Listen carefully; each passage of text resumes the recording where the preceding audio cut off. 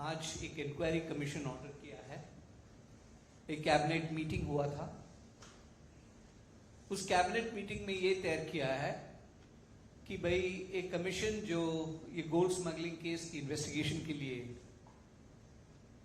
बनाया गया था, उसको एक एक्सटेंशन दिया जाए। सच्चाई तो ये है, ये एक अटेम्प्ट है कि कोई सेंट्रल एजेंसी पैरेलल इन्वेस्टिगेशन ना करे। जब जब हमने इन्वेस्टिगेशन एजेंसीज को देखा, इस चीज पर इन्वेस्टिगेट करने का कोशिश किया गया, उन्होंने सीबीआई हो या ईडी हो, उन प्रिविलेजेस को विड्रॉ किया, धमकी दिया गया एजेंसीज को कि केरल में इन्वेस्टिगेशन के लिए हाईकोर्ट में गया है। और इन हालातों में सेंट्रल एजेंसीज कैसे इन्वेस्टिगेशन करेंगे, ये केरल का मुख्यमंत्री ही बता पाएगा।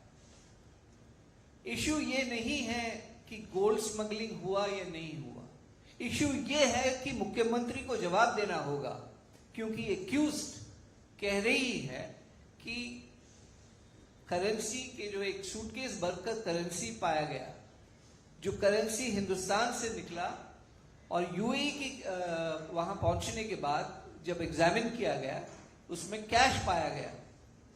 सपना सुरेश ये नहीं बता रही है कि इंडियन रुपी था या फॉरेन करेंसी था, ये भी इन्वेस्टिगेशन की बात है।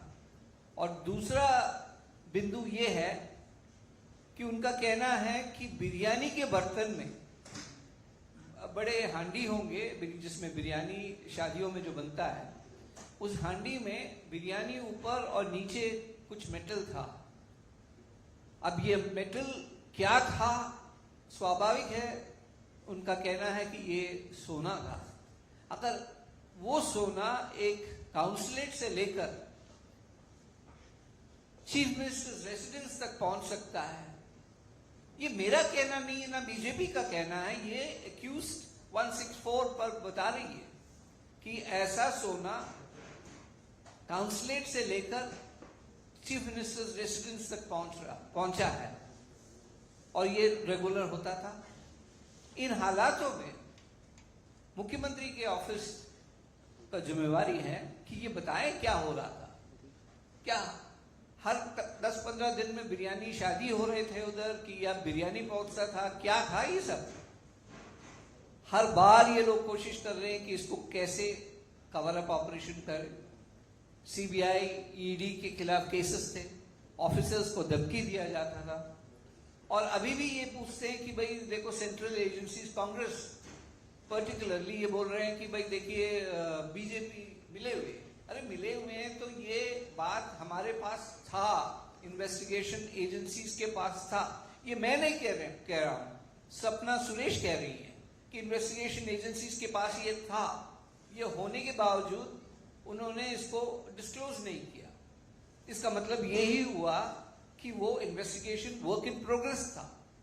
और इस महिला ने जब ये मीडिया को बताया, और वो कहती है कि और भी बहुत कुछ बताना है ऑनरेबल कोर्ट के क्लैरिटी के बाद, तो हम समझते हैं कि ये बहुत ही एक हेवी कॉन्स्पिरेसी है जिसका क्लियरेंस ऊपर से ही हुआ है। आप जानते हैं किसने क्लियरेंस दिया होगा। क्लिफ हाउस तक बिरयानी पहुंचना बड़ा आश्चर्य की बात है, और वो भी रेगुलरली। और तो हम ये कहते हैं कि भाई अच्छा, इससे पहले लीडर ऑफ द ऑपोजिशन था मिस्टर रमेश चन्नीतला, 1 साल पहले बता रहे थे, उनका एक स्टेटमेंट है एक रीजनल चैनल पर, कि भाई ये बिरयानी के बर्तन में भी छुपे तो हम इनको पकड़ेंगे। तो इनको 1 साल पहले बिरयानी की खबर था, ये शेयर एक्सीडेंट नहीं था। तो क्या जानते हैं, बता दे केरल के जनता को, देश को बताइए। आज वो आकर बीजेपी पर कह रहे हैं कि भाई हम इनके साथ हाथ मिलाए हुए हैं। सच्चाई क्या है? ये सच्चाई हम आपके थ्रू केरल के जनता से मांग कर रहे हैं, पता लगाइए। और इन्वेस्टिगेशन एजेंसीज तो करेंगे ही करेंगे, लेकिन ये एक मॉरल क्वेश्चन है। तो वो आप लोग पूछेंगे कि मुख्यमंत्री रिजाइन करना है या नहीं। हम कौन होते हैं उनका रेजिग्नेशन मांगने वाले? उनको अपना आत्मा से पूछना चाहिए कि रेजिग्नेशन करना है, नहीं करना है। करना है तो एक कॉन्स्टिट्यूशनल ड्यूटी है, क्यों इन्वेस्टिगेशन इन प्रोग्रेस है, तो एक हायर मोरालिटी इश्यू पर उनको रिजाइन करना स्वाभाविक है। बट ये करेंगे नहीं करेंगे हम कह नहीं सकते।